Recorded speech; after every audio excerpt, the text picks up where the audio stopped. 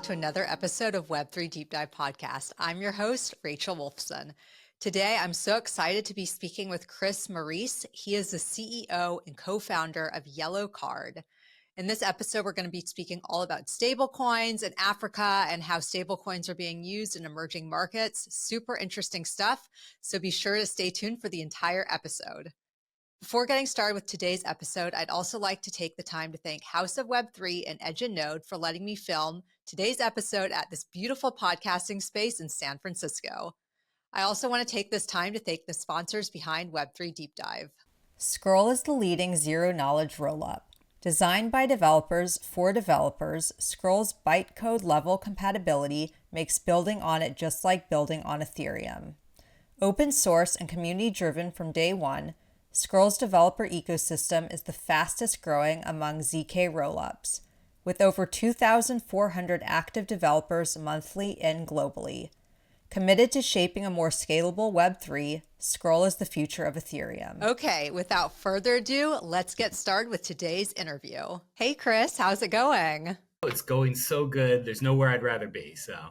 Yeah, well, I'm so happy to have you here today on the Web3 Deep Dive podcast. We met last week in person in San Francisco, and I was so blown away by your story that I had to have you on the show.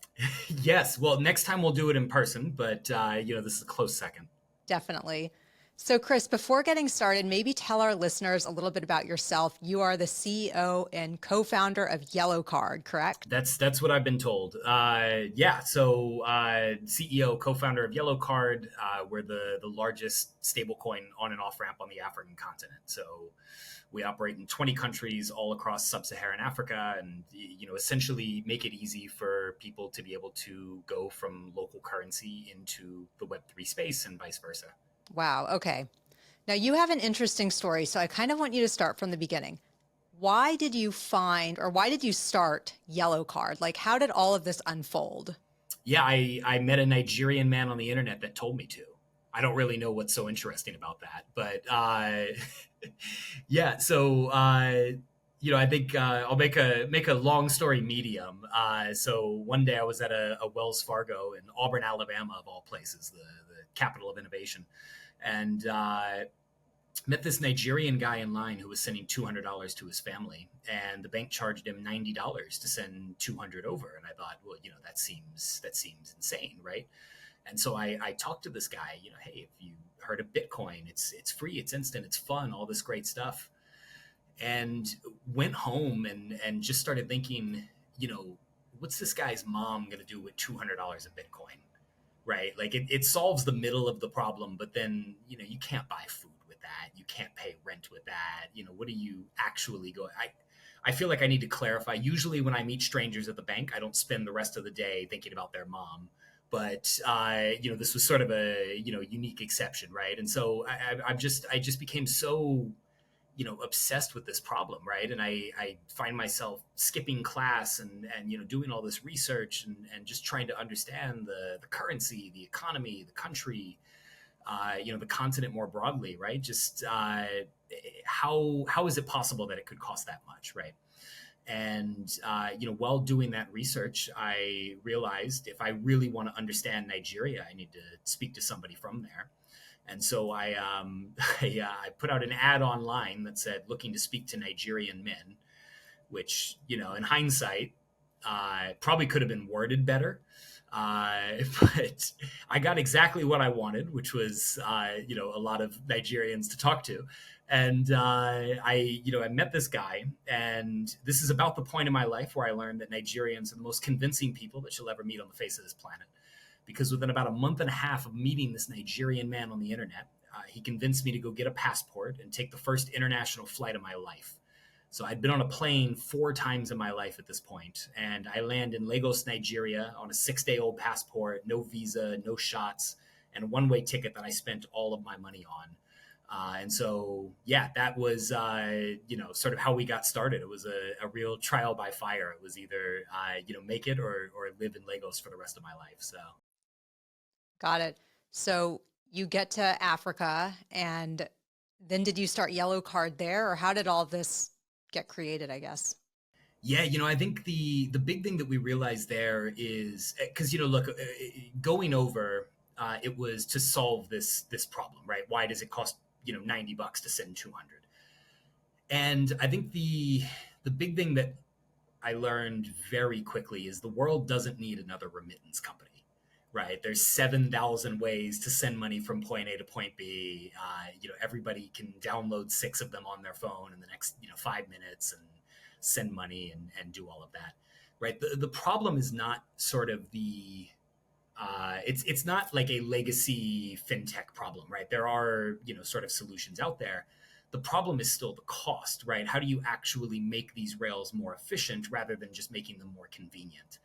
And so started looking into that, and I think the big thing that I realized, look, I've been in crypto since about 2013. I got in really early, and so I've been fully down the rabbit hole since about 2015. And so, I knew that there had to be some solution that involved the space, right? There's some solution here that involves crypto, that involves blockchain technology, that involves stable coins, right? You hear all the time about everything that this technology is going to do.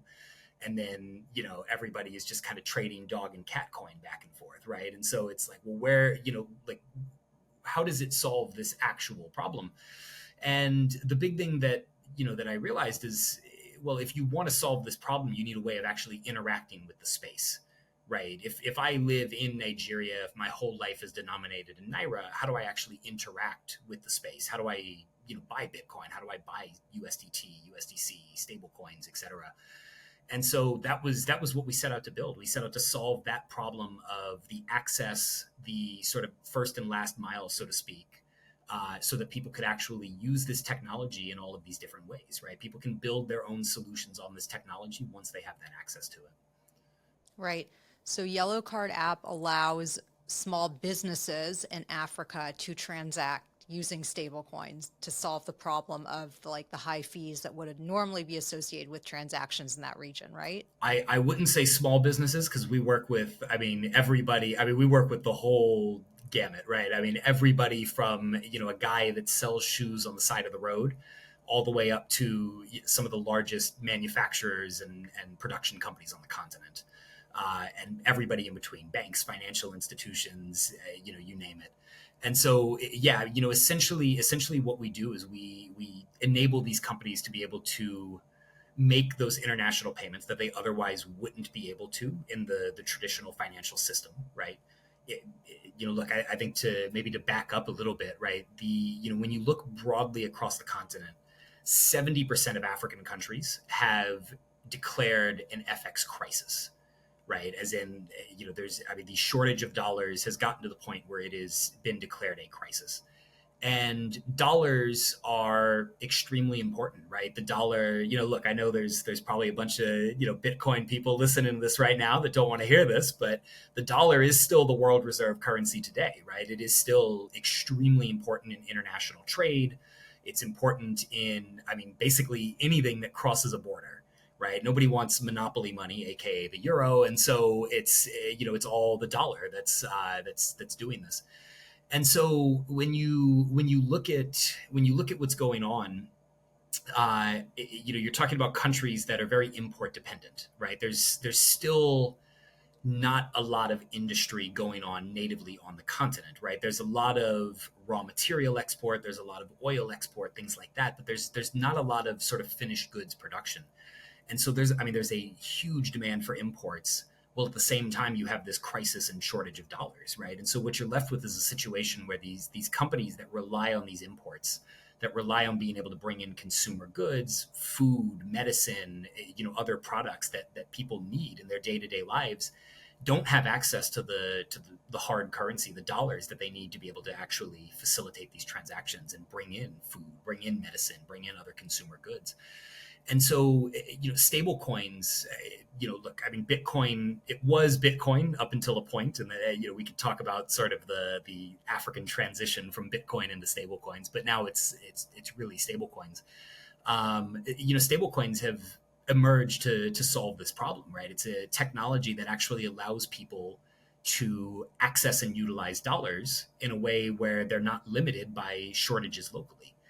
And so that's essentially what we do, right? Is we provide these companies of all shapes and sizes with access to USDT, USDC, PYUSD, et cetera, so that they can actually facilitate these imports, bring in the food, the medicine that they need to keep the country fed, keep the country healthy, and bring in consumer goods as well, right? It works the same way on the other side. These companies that need to pay employees locally, right? People that are working with freelancers all over the continent, payroll, payments, remittances, et cetera, right? Need a better way of getting that money into the country, right? It's there's a much faster and cheaper way than these apps that are out there, and then paying $90 to send 200. And so stablecoins have taken on that that life on the continent.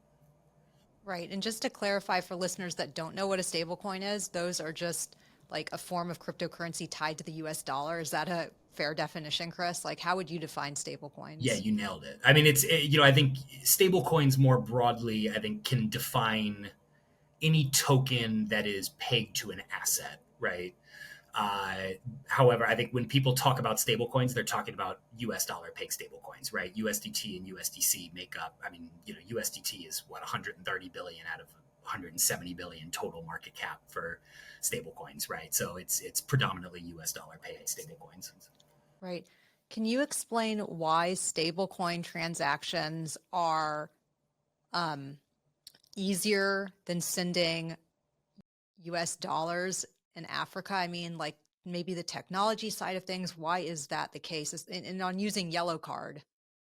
Yeah, it's purely the technology, right? This is the power of blockchain, right? Is if I want to send you money, right now we're sitting several thousand miles apart, and I could send you, $5 in 2 seconds, and you would get it on your phone, and you have that now, right? And so I mean that's the power of stablecoins, right? It exists outside of any traditional financial system where there need the need for intermediaries, the need for all this other stuff, right? It all goes back to blockchain technology, right? Blockchain is what's really solving these problems. All these various tokens and stable coins and everything are just applications on this technology. Definitely. So it's interesting. Can you talk about how many people are using Yellow Card app just so we can get an idea of like the difference that this is making in emerging markets? Yeah, I mean, we've worked with almost 2 million individuals when we used to really push out on individuals, and then we've worked now with over 30,000 businesses. And so, I mean, yeah, we're serving, again, 20 countries, all in sub-Saharan Africa, sort of large swath of the population, and economic, how do you say, economic activity on the continent, right? And so, yeah, I mean, these are large businesses, small businesses, banks, guys that sell shoes on the side of the road, food sellers, everything you can imagine, right? I mean, this is, again, I think, people talk about the applications of this technology a lot more than you actually see the applications of this technology, right? I think that it's one of those things. I can't actually think of a technology more than like crypto and stable coins and all of that, where there's so much more talk about practical use cases than there are examples of practical use cases, right?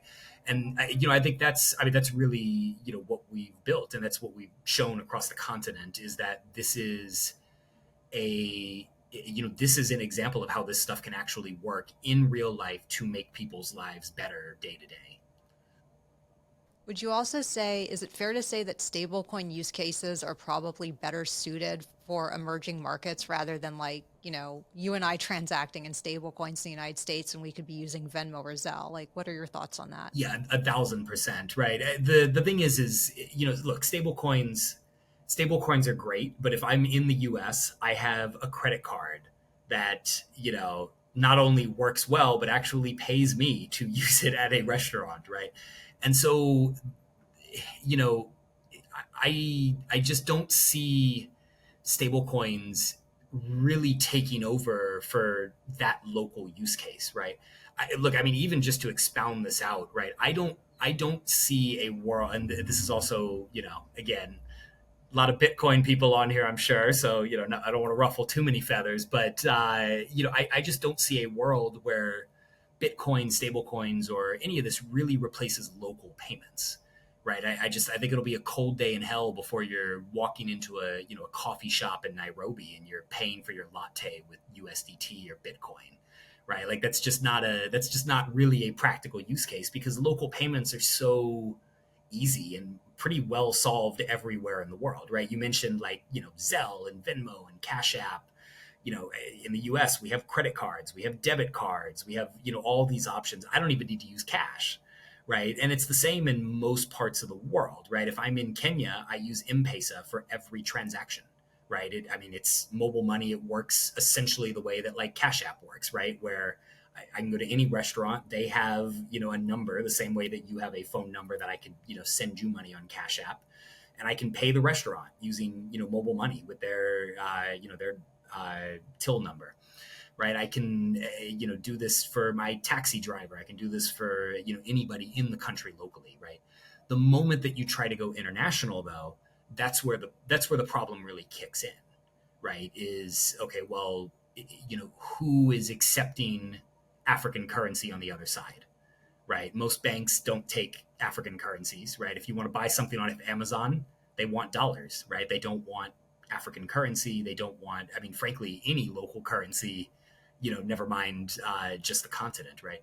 And so that's where stablecoins, that's where this use case really shines, is the moment you need to cross a border, you need a solution that actually works the same way that local payments work, right? With that efficiency, the speed, the low cost, all of that, but can get the job done, right? And is acceptable to the person on the other side, which of course the dollar is.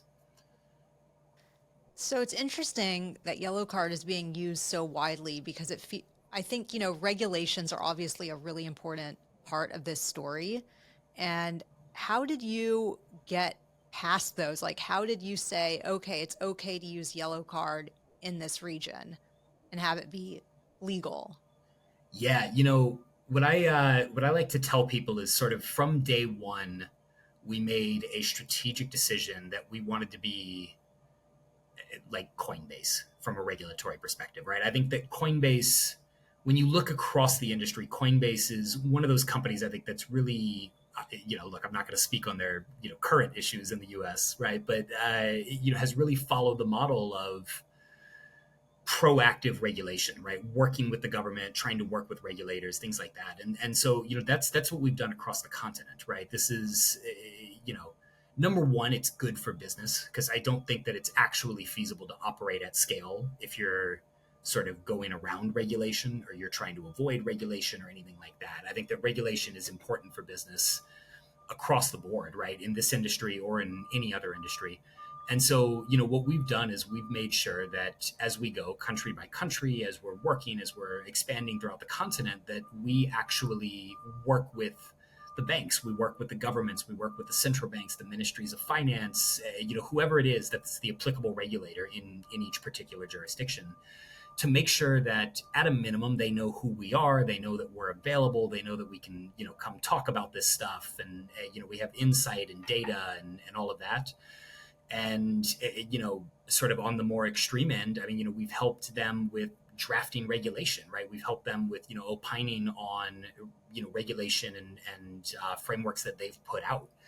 And so, that's something that our team has really taken a lot of pride in being able to do across the continent. And I think one thing that I'm very proud to report is when you look broadly across Africa over the last 2 years, there's been this massive sea change where now in all of the top markets for this technology, all of the top markets in terms of economies on the continent, period, are moving in a way that's friendly towards the industry, right? The SEC of Nigeria has put out guidelines for licensing.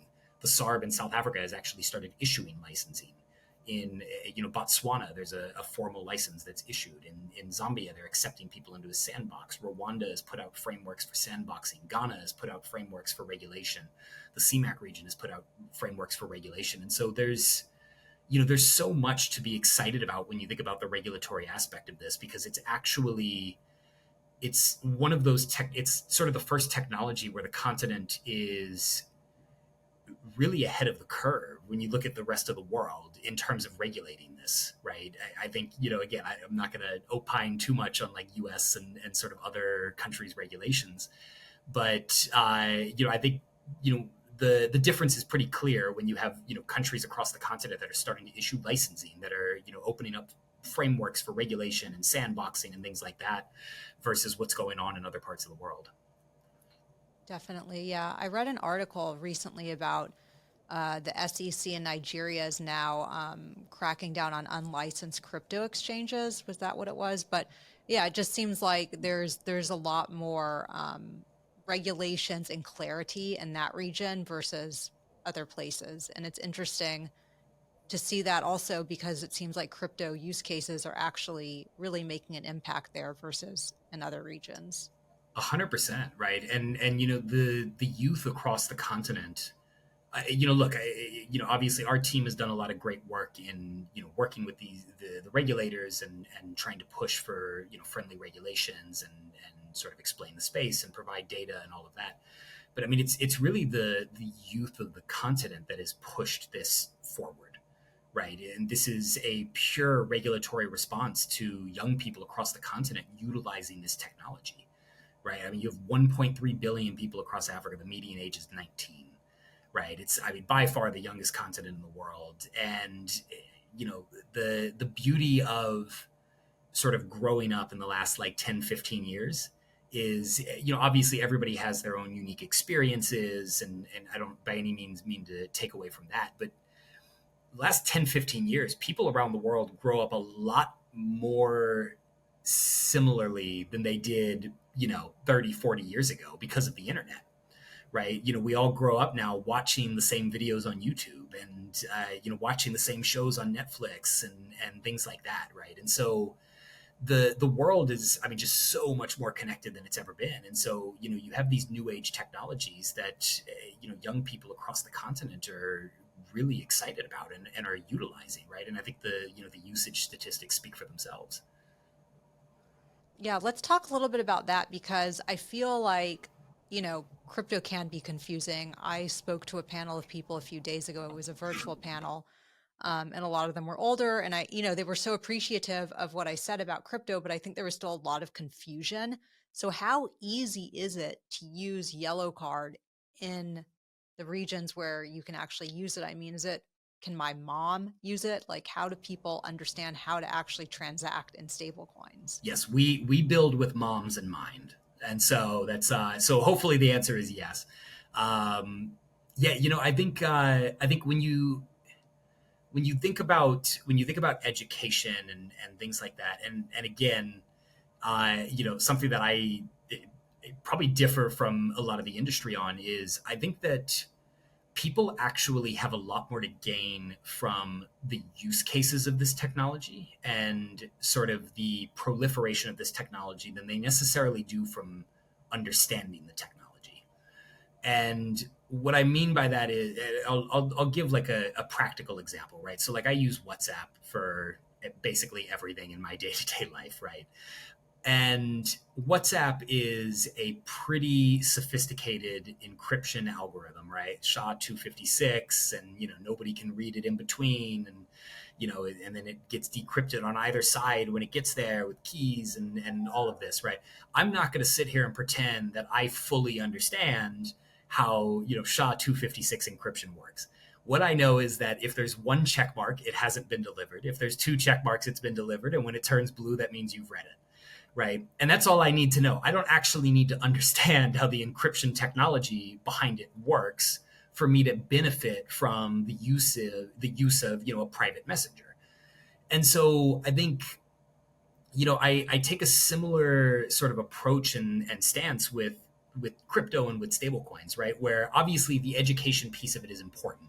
Everybody should, learn more about this technology. They should understand this technology, all of that, right? I'm also sort of a realist that, most people don't actually care. They just want their problem solved, right? Like the average person, again, 1.3 billion is a lot of people, right? The average person across the continent doesn't necessarily care how Bitcoin works or how stablecoins work.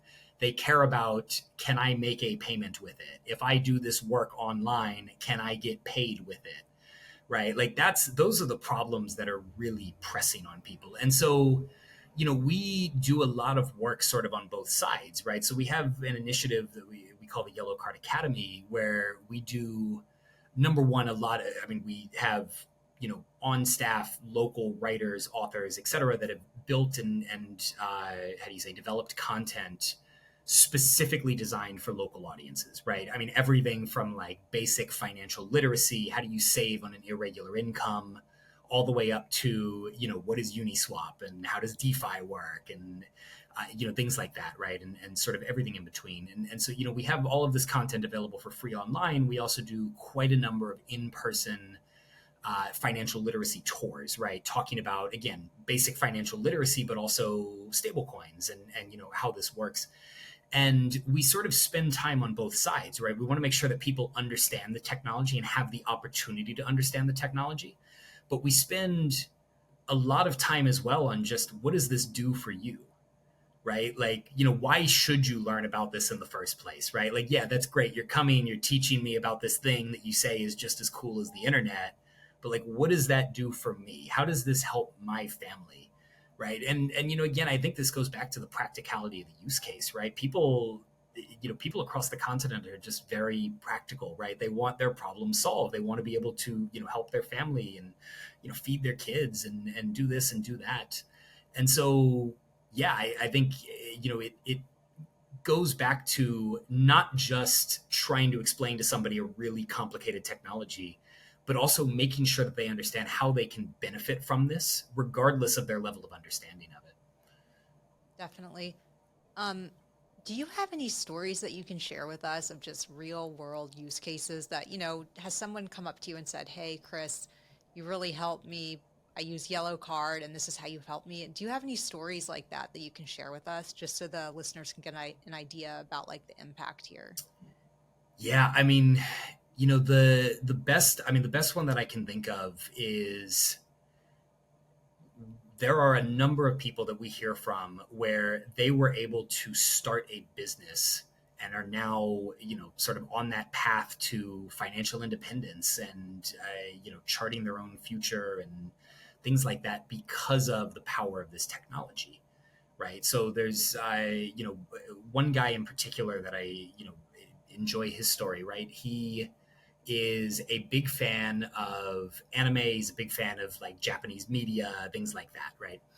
And he sort of had this club and talked with other people locally in Nigeria that are also fans of this stuff, and put all this together. And at the same time, he's working multiple jobs. He's sort of selling whatever he can find. He's kind of bouncing around employment, trying to find something. Look, unemployment is a huge issue across the continent, right? I mean, in some countries, it gets as high as 50% in places like Congo, right? And those are going off the official numbers, which I think even in the U.S., sometimes they have a hard time believing the official numbers, right? And so it's not easy to just find a job, right? Everybody kind of needs to hustle. Everybody needs to sort of chart their own path, figure out their own way of doing it. And so this guy found a supplier in China that produces, consumer goods related to Japanese media. He would bring them in, sell them locally. The thing is, though, is when you're, importing from China, you need dollars. And when you sell locally, you're getting paid in Naira. You're getting paid in, whatever local currency it is that, you have in your country. And so, there was just no business case here for him, even though there was demand. It's not a demand issue, right? It's not even a supply issue. It's purely a payments issue, right? The demand is there, the supply is there, but how do you bridge that money from point A to point B? And so, this guy now has his own company. He's able to, pay himself. He works for himself, and he's able to feed his family, right? He's able to support not just himself, not just his immediate family, but aunts, uncles, cousins, right? I mean, the number of people on the continent that are supporting 8, 9 family members is mind-boggling, I think, for a lot of sort of Western audience. And so these jobs and the ability to sort of you know have that financial freedom is extremely important to individuals across the continent. And so I mean, those are the types of stories that I think really touch me. Is it's like this guy is able to build his business because of this technology, right? He's finally able to solve that payments gap and make that happen. And so I love stories like that, right? I mean, look, you hear stories all the time about like, somebody was able to pay their medical bills on time, right? Somebody was able to get money from a family member overseas fast enough that they don't get kicked out of the hospital because they don't have the money to pay. People being able to pay school fees for their kids, going to school, going to boarding schools, going to schools, in other parts of the world. There's so many sort of examples of it, right? I mean, even down to like some of the food companies that we work with that are feeding the continent and that are now able to actually support the how do you say, the import of food, right? Only two countries in the African continent are able to feed themselves with current production levels. And so the other 52 are desperately trying to facilitate these imports. Yeah, it's interesting. Can you explain the process? So when a transaction takes place using a stablecoin on Yellow Card, how do those people, do they sell it and then do they receive their currency just like we do in the US using Coinbase?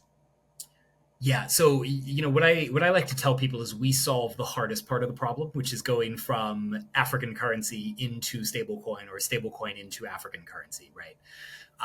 We then work with we have a great relationship with like Coinbase and Tether and various different exchanges and desks and that kind of thing for the leg on the other end, right? So if you need dollars on the other end, well, great, Coinbase can help with that, right? And we can get you those dollars through Coinbase. Circle can help with that, Tether can help with that. These various different exchanges and everything in different parts of the world can help with that, right? And so that's again, that's the power of stablecoins, is that liquidity, right? I mean, $130 billion in market cap just for Tether, and what I mean, 30-40 billion dollars a day in transactions, right? So I mean, plenty of liquidity, plenty of volume, a lot going on, all of that. And so once you have that stable coin, it's very easy for you to then get into the dollar, get into the currency that you need. Yeah, definitely. Just curious, I feel like stablecoins are having a moment right now, and I mean, they've always been really useful, but I feel like now everybody's talking about stablecoins. The XRP stablecoin. What are your thoughts? What's it called? Is it called RXRP? I forget the official title of that I XRP don't stablecoin. remember what they're calling it. I know that they were not calling it RUSD because they said that sounds too Russian. So Okay, I know that okay. that's not the name. I don't remember what they ended up landing on. Yeah, but I think look, I will. I mean, I'll give you my pretty blunt analysis of like Ripple and I mean, even like PayPal and some of these other companies that have come out with stable coins more recently. I think that these guys are actually in a really good position insofar as they are able to integrate their stable coins into their existing payment network and payment rails. Right. I think that what's really powerful about Ripple is it has this payment network and sort of payment rails around the world. And when you introduce a stable coin into that, as opposed to like, a native currency like XRP, where there's volatility and the price goes up and down, you start to get a lot more demand on the payment side, right? Like, yeah, it's like I want to use those rails, but I don't want, my money to be worth less when it arrives. I don't want any fluctuations. I don't want to have to hold my money in something that's volatile. This is the same thing that we saw across Africa, right? The reason that USDT became so dominant is because it was all Bitcoin. People were using Bitcoin for all of these transactions. And then Bitcoin fees started going up, right? It became more difficult to send Bitcoin and have it confirm instantly, and it became more expensive. Also the volatility, right? And then Tether around the same time Tether did what I think is sort of the smartest thing that's happened on stablecoins to date, right? And I think, obviously, again, I think some of these companies are in a good position to do some really smart moves. But, one of the smartest things that's happened sort of in stablecoins to date was Tether making a lot of liquidity available on Tron, which, I think the Tron blockchain, gets a lot of flack. But the reality is that it's cheap. And if all I'm doing is paying you, then it doesn't really matter like, as long as my payment gets there, it doesn't really matter, right? Like what I have like 3 seconds of risk, right? Do it, while I'm waiting for that payment to confirm. And so, now you have more liquidity for USDT on Tron than you do on Ethereum. And that's largely driven by Africa and South America, right? Where people want just a lower cost, they want an affordable way of being able to send money from point A to point B. That's so interesting that you say that, because I didn't realize how important that is for emerging markets. I know that there's USDT on Tron. I've actually had to experience that myself, which for me, it was very difficult because I'm in the US and I don't think it's fully supported. I don't, by all these exchanges here, but Yeah, Tron's not super well proliferated in the US. Yeah. right. But in emerging markets, and it is cheaper, and that's why people would want to send those transactions on Tron. And interestingly enough, Chris, I just read this today.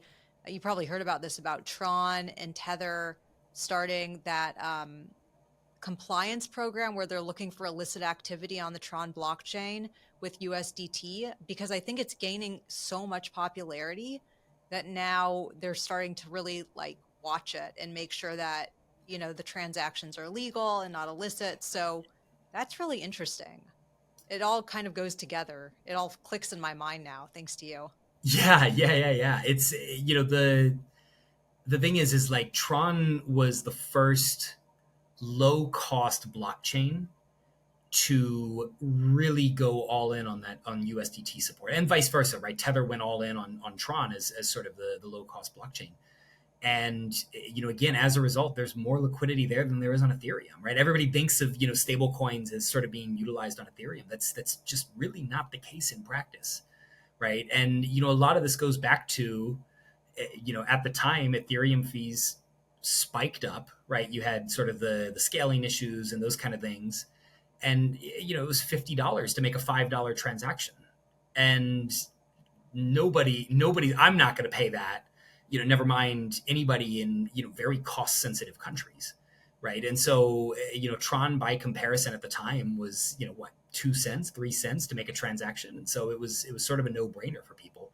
And, again, as people are using it, it's, the chicken and the egg, right? As people are using it, then, it becomes more prolific, exchanges start to integrate it. And all of a sudden you see it, all over, right? And so it's really taken off on Tron as a result. And I think, it's mostly emerging markets that you really see that use in. Yeah, definitely. I'm happy to see that. I know Justin's son, and I'm just happy to see that Tron is really taking off now. I mean, that blockchain has been around for years. Yes. Yeah. So good to see some use cases on it that are really impacting the world. Chris, so I've been asking you a number of questions. Are there any additional comments that you want to add that I might have overlooked that you want our listeners to know about? Oh, man. Well, I mean, if, any of y'all are doing business on the continent, we'd love to help out. We also help businesses that want to enter the continent. We've done, a lot of work with Coinbase. We've done a lot of work with Block and a number of other, great institutions, helping them actually do more on the continent, getting them access to the rails, getting them access to the local payment networks and things like that they need. And so, yeah, we help sort of both sides, right? We help companies that are operating on the continent. We also help companies enter the continent. And, I think the big thing that I would say is if you're not currently doing business in Africa or looking at doing business in Africa, you're already behind. And so now is the time to catch up, right? This is the fastest growing economies in the world, the fastest growing middle class, the fastest growing population, the fastest growing consumer class. This is a booming population. Like I said, 1.3 billion people, median age of 19, right? A population that's going to, double by 2050, right? Lagos is going to be the largest city in the world at the end of the century. And so it's, this is the time to invest in the continent. This is the time to hire on the continent. This is the time to, bring jobs, bring opportunity, bring investment to the continent. And if you're not looking there, you really should be. Definitely. One final question, Chris. Will Yellow Card expand to other regions? I know Chainalysis just released a report about stablecoins being used in emerging markets, and there are other regions that were mentioned. So will Yellow Card expand? Is it Yellow Card just in Africa right now?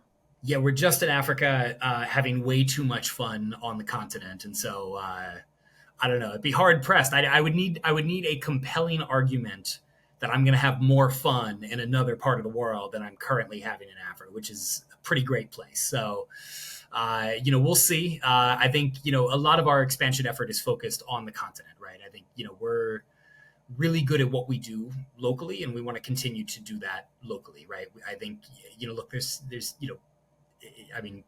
30 more countries on the continent that we haven't serviced. And so it's, I think, important for us and, a big part of our mission that we make this technology accessible all across the African continent before we start, getting distracted and going other places and things like that, right? So, look, we have great partnerships, again, with, Coinbase and obviously in the US, and then other exchanges in other parts of the world that are doing similar things to what we're doing in those parts of the world. So we have great partnerships, to help enable people to be able to send money to these parts of the world, and vice versa, for them to be able to, move money into the continent, invest in Africa, things like that. But no, having way too much fun in Africa for us to possibly go anywhere else. Yeah, no, well, I'm happy to hear that. Also, I feel like just getting involved with the regulatory side of things in other region. I mean, this isn't like easy stuff. It's not like, oh, I want to expand and go over to Brazil. I mean, I feel like you need to really understand the rules and regulations there in order to be successful. And so I think what you're doing in Africa is great.